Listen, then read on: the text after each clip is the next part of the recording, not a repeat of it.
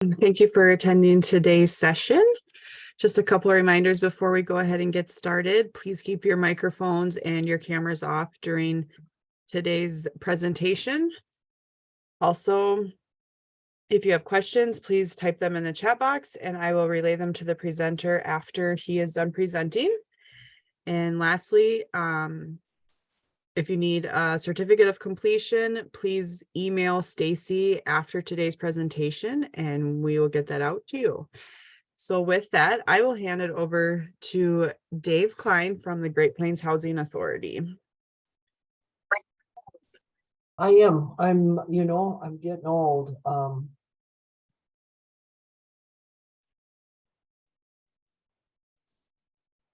Good afternoon, everyone. So today we are going to present information. I'm going to present information on housing inspections and what is changing. We have been in testing mode for several years now on various housing inspections and various different versions of this. So it is something that we do need to know and want to go through with a lot of people. So today's is a brief overview. To get more detailed into it, we will be looking at some future trainings in the fall for housing authorities and landlords and others to understand some of these trainings. And I do know there have been some trainings done at the state level with North Dakota Housing and Finance. So I am Dave Klein. I'm the Executive Director at Great Plains Housing Authority in Jamestown. And our office oversees the voucher program, the HUD voucher program over 7 counties. Our agency has been a test site or demonstration site for the new inspection standard since it began, as we were discussing things. I think it was in 2018 that we started discussing with HUD how the inspection process should change and look. And our entity has been a part of all of that. So inspections, and this mainly is related to any of those HUD assisted, whether that they're multifamily, if they're public housing, if they are voucher supported or project-based supported. All of the inspections are going to have a common platform in the coming future. And people have heard us use a lot of different terminology over the last many years with inspections. Each one of those different entities, if it's multifamily or if it's public housing or if it's Section 8, has had a different type of an inspection. And then there's quality control inspections. But we also had a couple of different versions of the current platform, or what we're moving forward with, is called NSPIRE. There had been a UPCS, a UPCSV. The old version is HQS. And so there's a lot of these acronyms that were out there, a lot of things that caused a lot of confusion. And it was really hard at times to have a single inspector go through and understand or score or rank in each unit if they were to go into different complexes. So how did a lot of people confused with this? And obviously HUD is a federally funded group. So for them to confuse Congress, it caused some correlation there. And so Congress did create a mandate for HUD to implement a single inspection protocol. And as that mandate kind of hit in, the reason there were reasons behind it, and that was some of the things that had failed that reached some of our congressional members in other areas that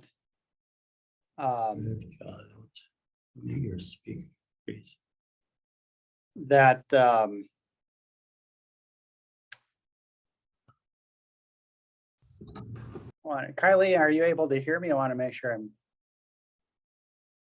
Yes. Okay. Yep. The one in the chat was just wondering if the audio was not okay. we needed to have a single source of inspections, and some of the congressional members had heard about incidents that had happened with units that were receiving federal funds with items that they believed had or should have been covered underneath inspections, but also that there were a lot of discrepancies between those inspections. And we'll get to some of that in a bit, but this caused Congress and HUD to pause and take a look at what was happening. And one of the difficult things for HUD to relay back was that they're actually not getting information back on voucher units. Even on other things, they were not getting complete back. They'd get a score ranking, they'd hear some things. On voucher units, the only thing that they had ever reported is if they pulled the client list of information coming through on HUD's database, they could see if it passed and when the last time it was passed. There wasn't anything about, let's say, common thing as smoke detectors or anything like that. They could not see those items, and so they honestly couldn't tell if there happened to have been different issues, or originally there are issues that had caused other health issues, and so they wanted to be able to mandate something different. And no matter what, there is these changes. The changes within these systems, as I'll go through, we talk about how an old way helps you move into a new way. These are systems, and we are trying to work with them, and there has been as many as 250 agencies testing this system at any given time within the country. And it is something time for a change. The last major update for HUD and the inspections was over 30 years ago. And a lot of different things such as fire code, building code, even the square footage per person codes for fire have changed dramatically in that time. However, HUD's inspections had not. And so it was time for that kind of change. We needed to update the housing quality standards. And that was what everybody knew, was the HQS. The HQS was, in its time, probably a decent inspection. And I had handled many of them on myself. We're talking about something that can be 20 some odd pages long. And most of the time, a person is going to go through and probably just put a big X through or a line through that something passed or something did not pass. So it is something to know that we really needed something different, but it also did not reflect any of those changes. And a lot of safety changes were not reflected in that HQS. So it was meant to find ways that we could streamline that.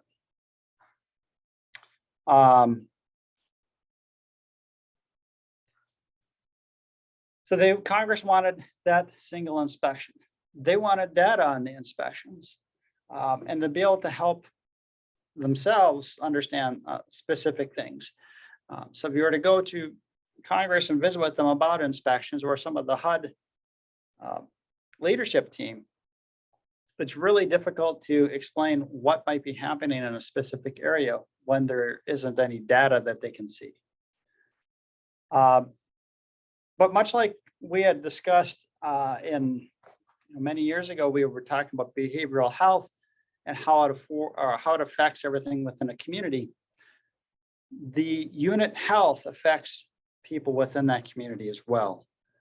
And so if a person is living in something that is stable, affordable, and kept up to these standards, that also reduces down on their healthcare issues, and it generally finds ways to help elevate that person. So it is something, it is a big improvement for a lot of people. The other component that happens with this, as it is an electronic inspection, is that landlords and owners and tenants will have one inspection to understand. They'll have one inspection report to understand. A lot of this changed underneath when Dr. Ben Carson was HUD secretary. And he believed that the unit health had an enormous effect on a person's health. And he had witnessed this firsthand as being a doctor in Baltimore. And he grew up in public housing. So you'd often see what people were having to deal with, or the types of ailments that would come in, and typically from particular areas of high poverty. So he wanted to seek some changes. So underneath former Secretary Carson and Deputy Secretary Kurtz, they started really pushing for an inspection change and inspection modules. So change can be really difficult. It is scary, especially when it is something good. We're always apprehensive on when we're told something will be good for us, and we get really apprehensive about it. This is a good change as we go on. The first few months are a little, you have to get used to a new software to it. Afterwards, it is a very good process in which we're able to relay information in a much more consistent manner. And then we always look at, well, what if we didn't change? This happens a lot of times by sitting there and thinking, well, it would be great to, but let's not. And if something different were to happen, we end up with a lot of poor building, a lot of things that do not meet code, a lot of people being placed in substandard housing. Even if it's not on our program, it's things that you see a lot of people that are dealing with housing situations in which do cause a lot of health issues, do cause a lot of learning issues for children. So it is something that we do need to seek some changes and have some additional responsibility and understanding what it is that we are approving assistance for, but also helping our communities understand what some of those basic codes are and why they should be enforced. Many of the communities already have these in play. But also we know the health effects of those on poverty. And last week there was a Newsweek article that was published that looked at all kinds of different data and came up with that about 200,000 people each year die as a result of being in poverty. They're unable to access healthcare, they're unable to access transportation, they're unable to access quality housing. And those are some statistics that we want to be able to minimize as much as possible by helping implement things like better inspections. But they also have dramatic impacts to what happens in our communities.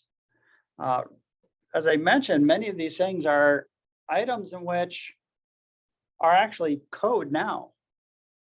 And so you have things such as the collapse in Iowa, where you have a building that collapses.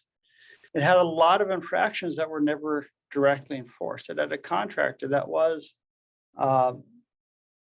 not following through on specific things. And so you have situations that cause a building collapse, cause people to live in something that ultimately took several people's lives. I also think about things like in Florida, as you had a condo collapse. Again, it's something structurally where consistent inspections. I know this is above and beyond what we would do for housing, but it is something where communities need to be watching what is happening with buildings and grounds, and this sometimes ends up the result. And even looking closer to home, this is Rochester, Minnesota. They had to evacuate a condo tower in Rochester because the piers inside the tower started cracking. So they've happened to go in and do new inspections and looking at whether or not that they're able to save the building and how. These things do happen, and everywhere does have different codes, but it's a matter of maintaining and watching what those codes are and keeping those buildings in that type of shape.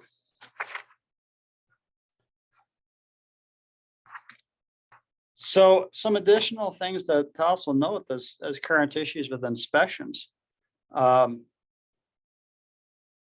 It does become harder and harder each day to find things that are accessible, that are healthy for our clients. So sometimes you can find things that might be ground level, but might also have mold issues. So we need to be very careful on what we are looking at. So with the inspections, the old standard, the HQS, as I mentioned, was a paper-based format and with a checklist. The full report was at 19 pages long. It really was based off of what that inspector thought, not necessarily what was trained to be, did this pass, did this fail? There's always a yes, no, and inconclusive, but it wasn't always consistent. And HQS was the basis for vouchers for home, for a lot of other HUD funding.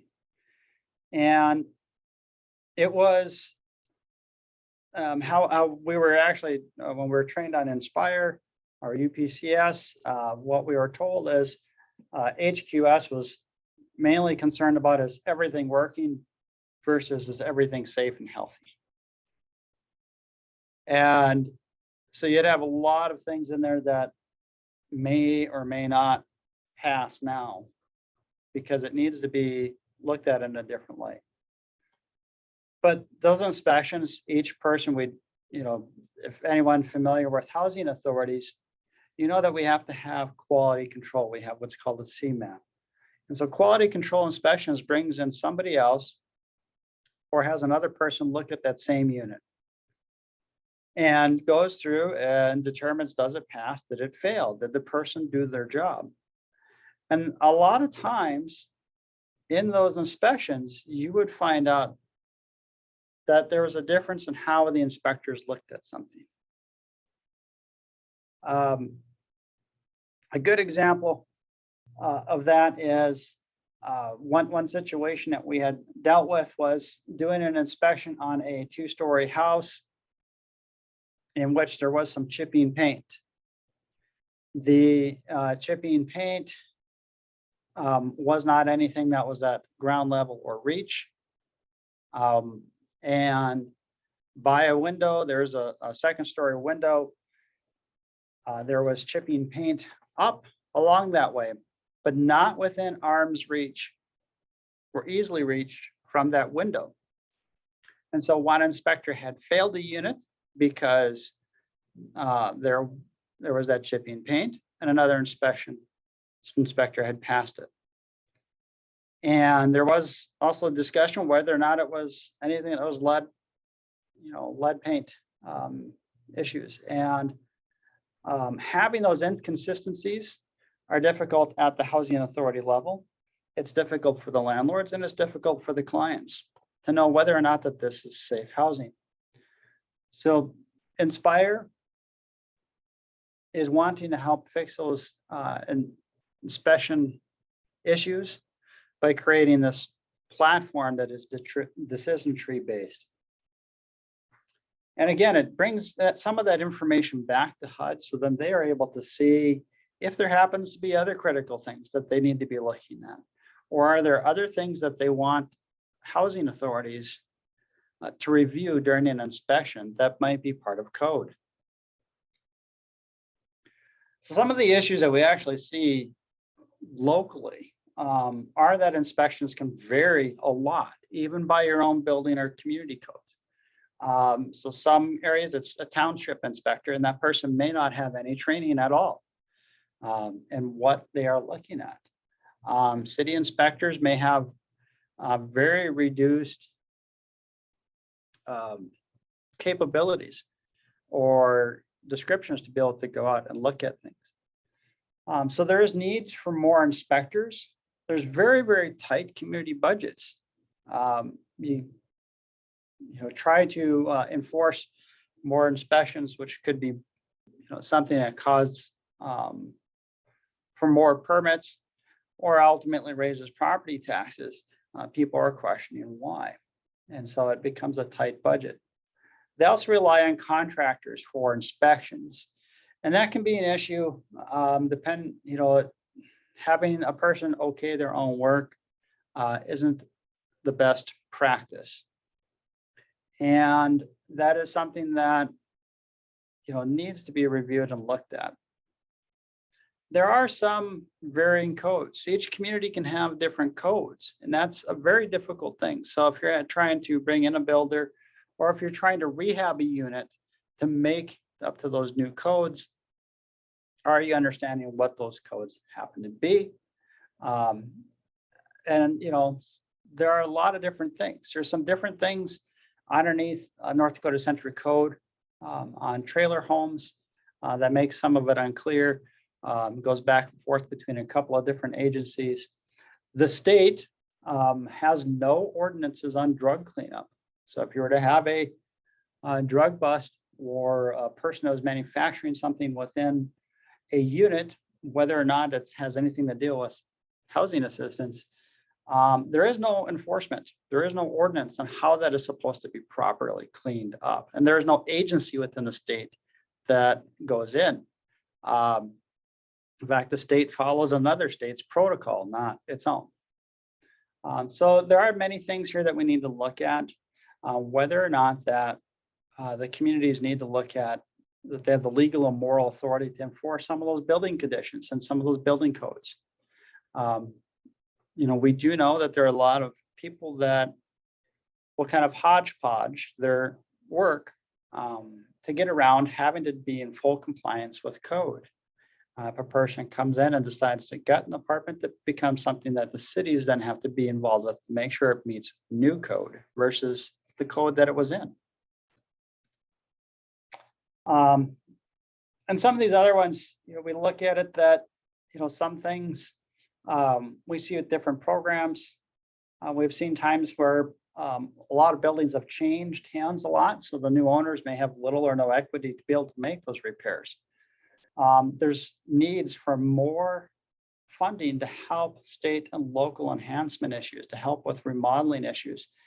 There are also areas where rents are controlled by HUD and don't allow, or USDA, and don't allow for room for those enhancements or for those repairs. We do see a lot of rents increasing, and so there are a lot of issues that go on with that too. Is that you hear about rent control in other states and that they have to make repairs. None of those things are actually law within the state of North Dakota. So it's people can increase those rents. And when we look at things, there are very few testing places for lead-based paint, especially in rural areas.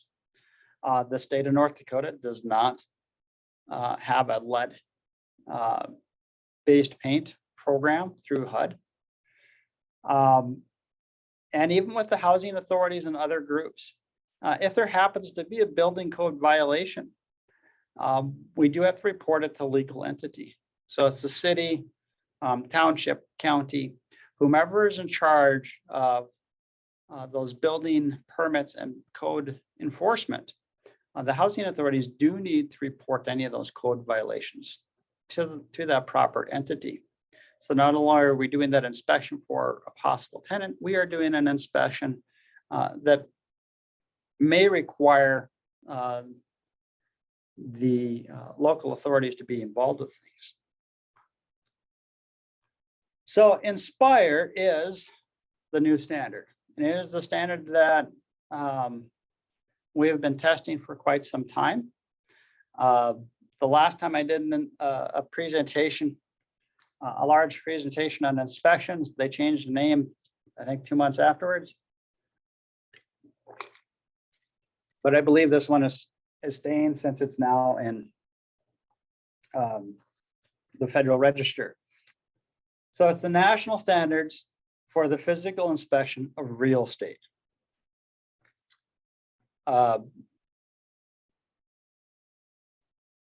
And it's just kind of a little easier to remember NSPIRE versus UPCS or UPCSV. NSPIRE is just something, an easier term to remember. There are some things that, you know, HUD wanted out of this. They wanted the inspectors arriving at that same result as much as possible each time. And to do that, we had to create decision trees or branching logic. And some HUD provided training. Now, HUD has been doing some trainings across the country. None have been close to the area. We have requested some of those, but it has not happened yet. I will tell you the decision trees, if you're thinking about, well, I can print out this form and not do it electronically, that's never going to be the case. The decision trees, at one time, HUD did publish a manual to look at how many decision trees there were out there. I will tell you, it is something around in the realm of 600 to 700 pages long. If you were to try to print this thing out, it is very long, and it is not necessarily that it is that complex. It's just a matter of that there are a lot of things that you need to walk yourself through to be able to determine whether or not something is a failure, or you know, how to best test some of those things out. Again, it is using a defined set of criteria. It helps improve those inspections. It helps us improve training. So as you were going through, if a housing authority was training a new person on HQS, it's really hard to be able to promote what that idea is, rather than the perspective of what that idea is. So the inspection needs to stay that consistent. And it also needs to stay within compliance to whatever the codes happen to be. So they were looking at international business code, international building code and fire code to be able to have those compliance issues. This was developed along the way by building inspectors, firefighters, contractors, health professionals, and housing agencies. We actually had, at our agency at Great Plains, worked alongside several of these beginning people with this and helping develop it. Several of them, which were firefighters, will tell you that there was more room for improvement when they would see things as to some of the safety issues. But we got down to how things worked, what things are the most, the easiest things for us all to understand and to enforce. And there were over 180 public housing authorities trained that did the demo from beginning to end. So these agencies, as the inspections go live, are going to help train other agencies on how to use the software. HUD will also be providing some additional tools in the coming months as all of this rolls out, that they have to provide some sort of training. So it will be there. And it is a system in which, whether or not a housing authority or provider is using, HUD has a app that a person is able to download, whether it is to your phone, to a tablet. You're able to use that to be able to carry around and do inspections with. And you're also able to log into an online platform and do that. And as of right now, agencies that were doing every other year or every 3 years for inspections for certain clients, they couldn't alternate those inspections until we built up enough usage with that system. That's something that I know eventually will happen and will be allowed under NSPIRE. I know HUD had some concerns about people, the first use or two or year or two, to be able to have that information in there. I think those are decisions that will be coming within the next couple of weeks here. But those are things that each housing authority has to look at as well within their admin plan. Some good things about NSPIRE. It is an electronic inspection. There's no more paper forms. Person needs to go out and, like I said, use your phone, use a tablet. It is a software that a person's able to log into. It is app-based. It's based off of Salesforce platform, so it is something that works very well. There are, it works on any Android or iOS device. It is something web-based, so a person can go out, do the inspection, come back, and add the information. You can also go into that inspection platform and run reports. You can also download that inspection report form for anybody else. The good thing about how HUD has this set up is that it keeps up with any changing codes or inspection criteria. So as their criteria may change or something may change, then this will stay updated. It does require pictures for any failed items, and this helps a lot with landlords and with tenants, even with housing authorities. If you do lots of inspections, it helps us remember what it is. And so we spent a lot of time actually with HUD's team in understanding how pictures were to be done. We are to be very careful on how you take pictures of something, not to have any personal identifiable information or family pictures or anything like that in those areas, but you try to get good quality pictures to be able to show what it is that the failed item is.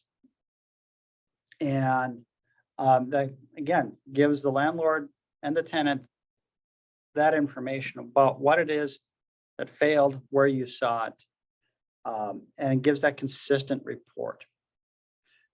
There is a report form that comes out of this software that is PDF friendly, so it does give everybody that consistent same report. So NSPIRE was developed using international building code, using fire code, and they figured that that was an easy place, an easy standard for communities and housing authorities to base those results. So if we were working on something and we had questions, typically you're able to ask what your local codes are. You can look up that information. You would have some sort of basis for those, that source. A lot of times HUD is using that code as of now. It wants to use things that are updated, but not when the structure was built. Obviously, you're going to have a different code for something that was built in 1960 versus now. However, if there happens to be any changes, there could be things in there that the building could have been updated on the inside, just not on the outside. And so there are things that we need to be looking at that meet those codes of now. And those, federal inspections must follow the federal standards. So in order to be doing those federal funded programs, they want the standards to be met. Now, the one little hiccup that we had for a little bit was that a housing authority can request to have a local requirement, but it not be in the software. This was somewhat resolved because underneath HUD's HQS platform, and even when we started working with NSPIRE and UPCS, the only state that was allowed to require window screens was the state of Florida. And so we did invite HUD to come up to North Dakota and have their windows open and enjoy the mosquitoes and find out why that they needed to be on. That is now changed within the Federal Register. So we do have a little bit different tweak to how window screens are allowed underneath or used underneath NSPIRE. But if there happens to be any local requirements that are needed, that they should be approved through that housing authority's admin plan and approved through HUD. So we want to make sure that it is something that isn't going to cause an additional issue with HUD. So NSPIRE works through a lot of different decision trees. Now this is just one snapshot from from HUD's website, it looks at a lot of different things. So it will walk through inspectors through different items to determine the failure or safety hazard. It's not as easy, but you can write up something for safety concern if it requires that, but it does require pictures. And it does require you to identify the location of that failed item. So it's not something that you can say, this outlet wasn't working. Well, where, which room, which wall? So we have to give those a better idea of what things are going on there. And the system itself is programmed with any of the failed items to be able to tell you if it's a 24-hour fail, if it needs to be fixed within 24 hours, or give any other notices with it. So there are, some things that are already programmed in there, but it is a way of walking through. If it happens to be something that, on this case, they're looking at the electrical system, they're looking at receptacles, they're looking at cover plates, and is it missing? And one of the things it may ask you if it's missing is, are the wires exposed? So if the cover plate is off, is a person able to touch the wires easily? Or was a cover plate cracked, but not broken, or something like that? It'll walk you through what all those items are going to be. To be able to learn this system, any of the housing authorities and those doing inspections should be able to set down some time and do some test inspections and go through this. What we've done within our own agency is use our own office address and go through and find something and common things. The other process that we did is that we took pictures of failed items over the last so many years. So the amount of years that we were on this, and we had those pictures printed, and we wrote on the back what the item was to fail. And then we had inspectors go through to get an idea of where this might be within NSPIRE. It takes a little bit of timing. However, it does come out with a consistent product. So as you're looking at those consistent reports, that information is there. HUD looks at, or NSPIRE looks at, 3 areas. And this graphic is actually from HUD's website that they just updated within the last couple of months. HUD had originally had 5 areas to inspect. Now it's down to 3 areas. How they define them is that the unit refers to the interior components where the tenant resides. The inside refers to areas that are the common or building systems within that area. That would include laundry facilities, workout rooms, possibly HVAC, those types of areas. The outside refers to the exterior components. When you look at playgrounds, sidewalks, siding, roofing. So those are items that we look at with the outside. Those are the 3 components that HUD looks at underneath NSPIRE. When we're doing the electronic inspection, it is recording some unit information. It is recording the unit address, the city, the number of bedrooms, and any of those unit health questions that it may ask. Those are things that are set up as you go through. It also will create that database. So again, if it's something down the line that not just HUD, but your housing authority looks at and says, well, gee whiz, didn't we just do an inspection, or this inspection failed on this unit last year, which might have been 2 tenants ago?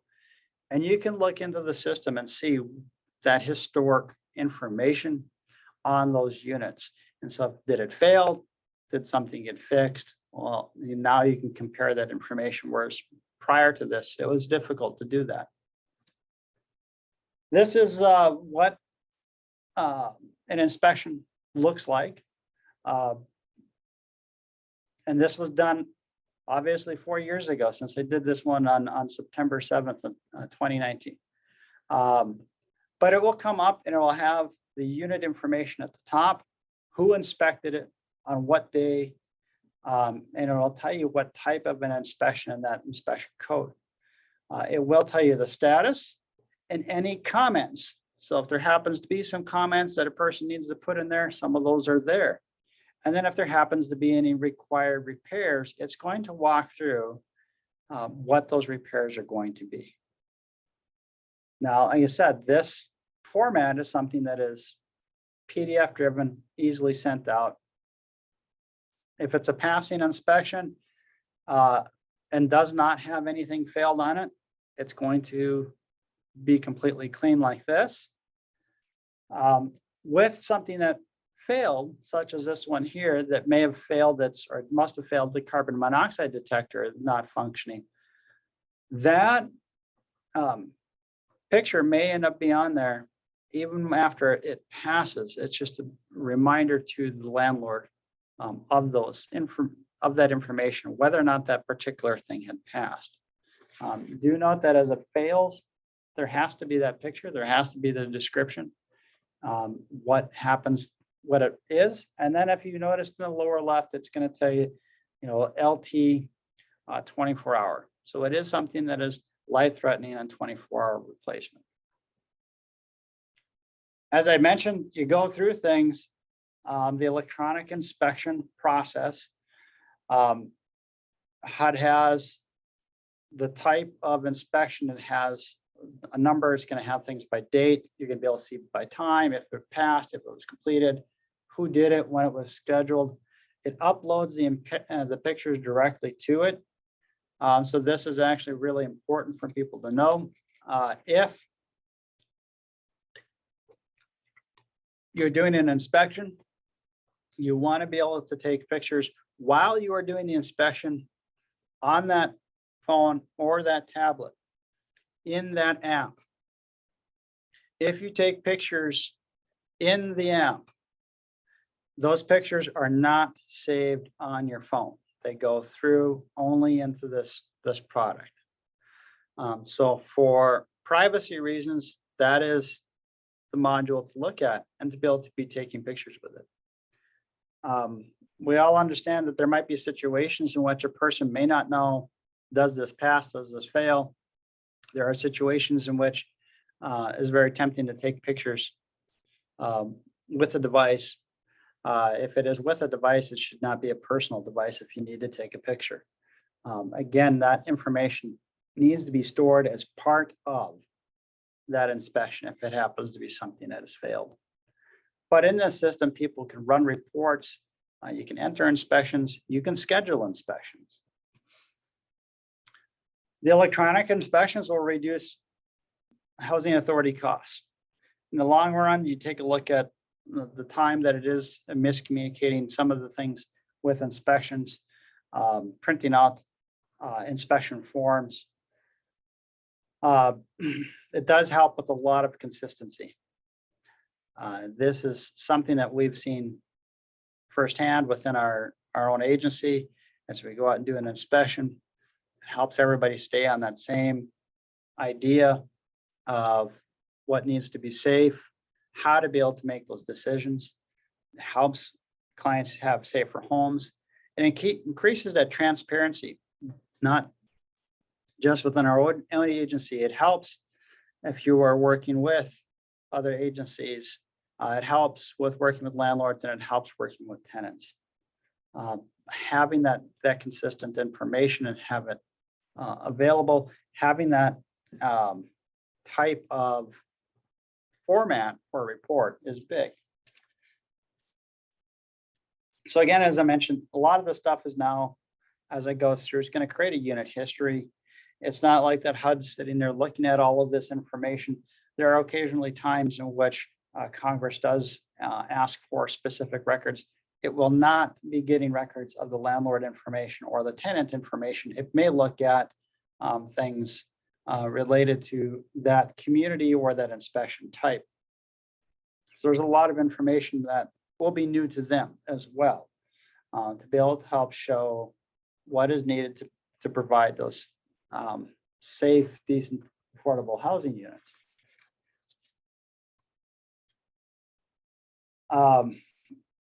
So the information, once it's done on inspections, it actually then syncs itself and goes into HUD systems immediately. Again, the reports or anything like that you need are generated by HUD systems. And so it becomes that consistent thing. There are teams within REAC that are within part of HUD that are monitoring our regions and other regions for common failures or inconsistencies. So if they happen to see something that is regionally a tough thing, that, let's say, downspouts need to be longer or whatever else, that they can start that discussion of whether or not the specific length of downspouts or something like that needs to be done. But it allows Congress and HUD to monitor. Again, as you go forward with things, trying to explain what is or what needs to be for some livable conditions, HUD is going on with the assumption that they know they don't have the information, but they're going on an assumption that the Housing Authority is keeping some records when there is nothing that is required by HUD.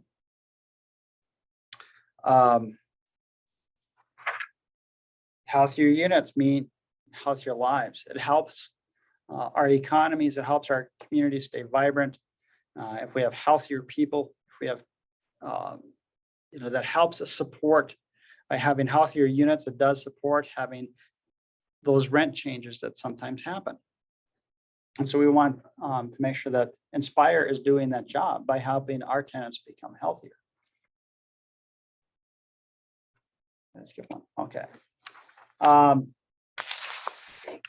There are some notices, some different things that are a little bit trickier. Carbon monoxide. There was a notice published January 31st of 2022. Requires the carbon monoxide detectors to meet the International Fire Code of 2018. So it's any standards after December 27th of 2022 for any inspections within public housing, voucher programs, project-based rental assistance in sections 202 and sections 811. Carbon monoxide detectors need to be in units where there happens to be any fuel source that is burned.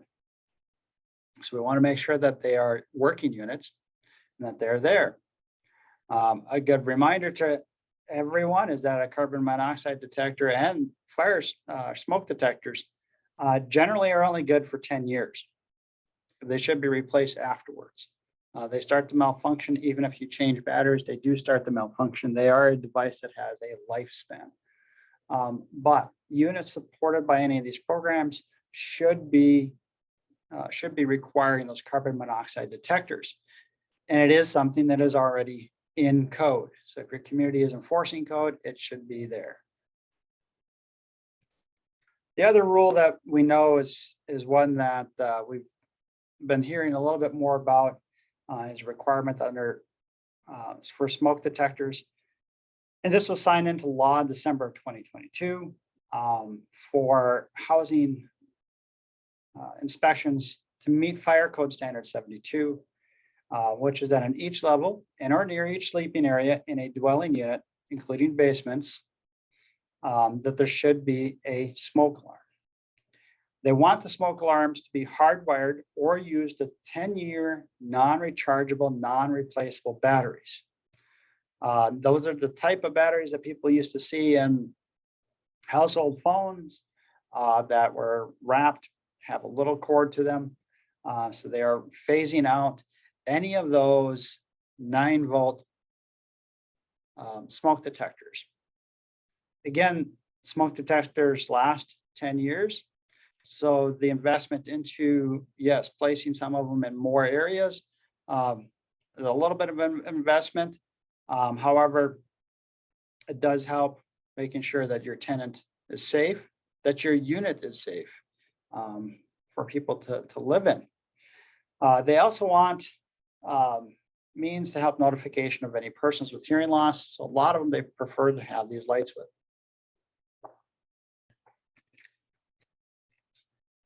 These devices are generally not that expensive.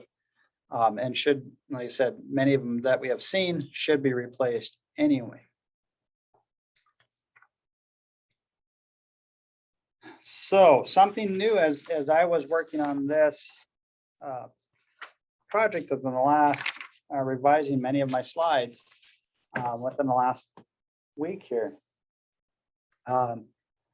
Last Friday, HUD issued the final notice regarding the consolidation of inspection practices, effectively ending the demonstration of NSPIRE and making that become a permanent part. So effective July 1, there are some programs that will start implementing NSPIRE and have started implementing NSPIRE, some of those multifamily units. And then voucher programs and others will start following. They were looking at October or January 1 of next year. The current timeline as things look is to make sure that we have the systems in place to be able to talk with current housing platforms or housing software platforms. So this is now going to happen and move forward. One of the things that they did note, and there are lots of notes in this if a person wants to read the final notice, is that there will be major revisions or revisions made every 3 years as code changes or when there's a substantial life safety change that needs to be implemented. And so it is something that they want to keep very current. They don't want to be looking back and only be able to implement something every 30 years. So this will be every 3 years that something will change. And there could be changes more often than that. It just is going to depend upon what happens. But these notices did go out last week and makes this become that new system. As I mentioned, that there are, some different dates here looking at, excuse me, with implementing things. We are seeing, as housing providers, an enormous amount of system changes for HUD by January 1 of 2024. So a lot of these things are going to coincide with that January 1st time, as a lot of HUD's own systems are going to completely change at that point in time.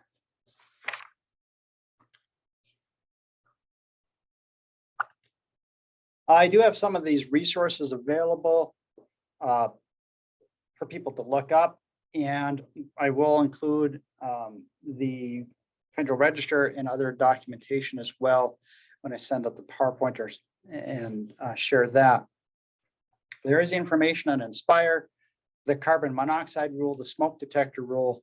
The other ones that I would say that come up frequently as people come through, new to NSPIRE. There is very much some different language within the Federal Register on mold and how to handle mold and some of the cleanup with that. And on GFCI or AFCI. So if it has a ground fault outlet or if it has the breaker. Those are 4 outlets within distance of water, sinks, toilets, bathtubs, washer, dryer, that have the 2 little buttons on them. And that is to reduce any issues with shock or electrocution. And those are something that we had to see a lot of owners have to change outlets on. And that one was a big one because it just hadn't been enforced. It had been something that was in building code for decades and just not enforced. So those are ones that we would see that come up a lot. But these are new rules. And as I mentioned, a lot of the stuff is just now finally getting to that point where we are able to move forward with an actual system and talk publicly that the system is going into implementation. So with that, I can take a few questions and go through some information. Thank you, Dave. I'll just wait a couple minutes here, see if there's any questions that come through.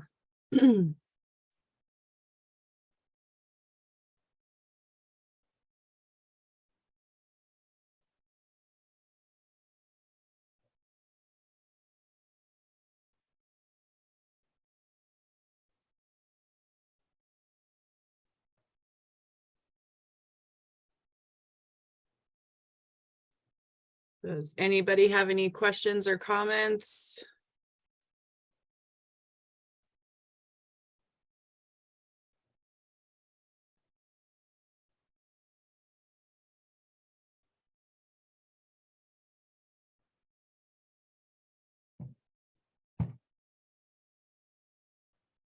When does everyone need to be in full compliance? So for an inspection or for the new standard, once the inspections go into place, so if HUD decides that January 1, then that is when those inspections will need to happen. And from that point on, those units will need to be in compliance. However, if it happens to be something, we don't ever want to drag our feet on things, but if it happens to be something in which, let's say the inspection requires all the outlets to be changed or something big, that the housing authority can grant some extended time to make sure that the work is done. But right now it's looking January 1 starts that compliance time.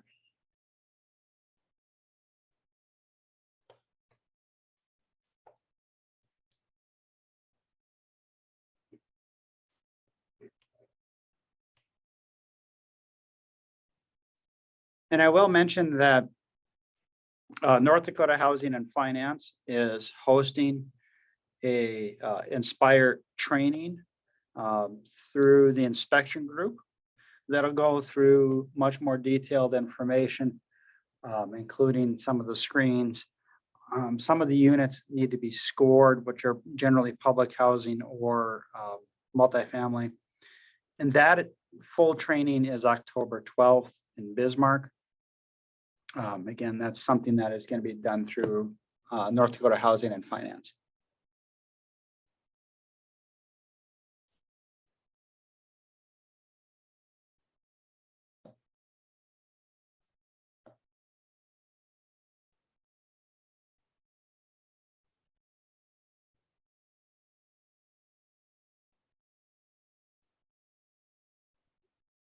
All right, I am not seeing any more questions right now. Thank you again for taking time out to present to us, Dave. Thank you all for attending. Please be on the lookout for the email with the survey that will be coming your way here shortly. Any and all comments, feedback is welcome. We use this to plan future trainings as we are starting to wrap up our spring, early summer landlord trainings here. Next week, we have domestic violence and housing, and that will be our last session for June and for this series. So thank you again for attending, and hopefully you all are able to attend next week.